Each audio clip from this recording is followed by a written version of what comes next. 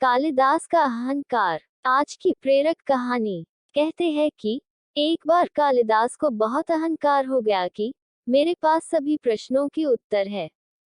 वो एक गांव से गुजर रहे थे। उन्हें प्यास लगी तो उन्होंने द्वार पर खड़े होकर आवाज लगाई, माते पानी पिला दीजिए, बड़ा पुण्य होगा। स्त्री बोली, बेटा मैं तुम्हें जानती नहीं, पहले अपना परिचय दो। कालिदास ने कहा, मैं पथिक हूँ, कृपया पानी पिला दें। स्त्री बोली, तुम पथिक कैसे हो सकते हो, पथिक तो केवल दो ही हैं, सूर्य व चंद्रमा, जो कभी रुकते नहीं, हमेशा चलते रहते हैं। तुम इनमें से कौन हो, सत्य बताओ। कालिदास ने कहा, मैं मेहमान हूँ। स्त्री बोली, तुम मेहमान कैसे हो सकते हो, संसार में दो ही मेहमान हैं, पहला धन और दूसरा यौवन, इन्हें जाने में समय नहीं लगता, सत्य बताओ कौन हो तुम। कालिदास बोले, मैं सहनशील हूँ। स्त्री ने कहा, नहीं, सहनशील तो दो ही हैं, पहली धरती, जो पापी पुण्यात्मा सबका बोझ सहती है, वह बीज बो देने से भी अनाज के भंडार देती है, दूसरे पेड़, जिनको पत्थर मारो फिर भी मीठे फल देते हैं। तुम सहनशील नहीं हो, सच बताओ तुम कौन हो। कालिदास बोले, मैं हाथी हूँ। स्त्री बोली, फिर असत्य, हाथी तो दो ही हैं, पहला नख नाखून और दूसरे केश, कितना भी काटो बार बार निकल आते हैं, सत्य कहें कौन है आप।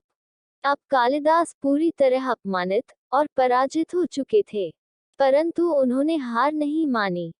कालिदास ने कहा, फिर तो मैं मूर्ख ही हूँ। स्त्री ने कहा, नहीं, तुम मूर्ख कैसे हो सकते हो, मूर्ख दो ही हैं, पहला वह राजा, जो बिना योग्यता के भी सब पर शासन करता है, और दूसरा जिसको यह भी याद नहीं कि एक दिन मेरी मृत्यु निश्चित है, परंतु फिर भी पाप कर्म करता है। कुछ बोल न सकने की स्थिति में कालिदास वृद्धा के पैर पर गिर पड़े और बोले, तुम जीते मैं हारा। वृद्धा ने कहा, उठो वत्स। आवाज सुनकर कालिदास ने ऊपर देखा तो साक्षात माता सरस्वती वहां खड़ी थी। कालिदास पुनः नतमस्तक हो गए। माता ने कहा, शिक्षा से ज्ञान आता है, न कि अहंकार। तूने शिक्षा के बल पर प्राप्त मान और प्रतिष्ठा को ही अपनी उपलब्धि मान लिया और अहंकार कर बैठे, इसलिए मुझे तुम्हारे चक्षु खोलने के लिए ये स्वांग करना पड़ा। कालिदास को अपनी गलती समझ में आ गई, और तभी कालिदास का स्वप्न टूट गया और वह इधर उधर देखने लगे।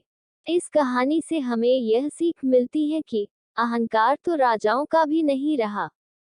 जहां मैं है, वही अहंकार का जन्म होता है। अपना बुरा वक्त इंसान को नहीं भूलना चाहिए, नहीं तो प्रभु की मार में आवाज नहीं होती।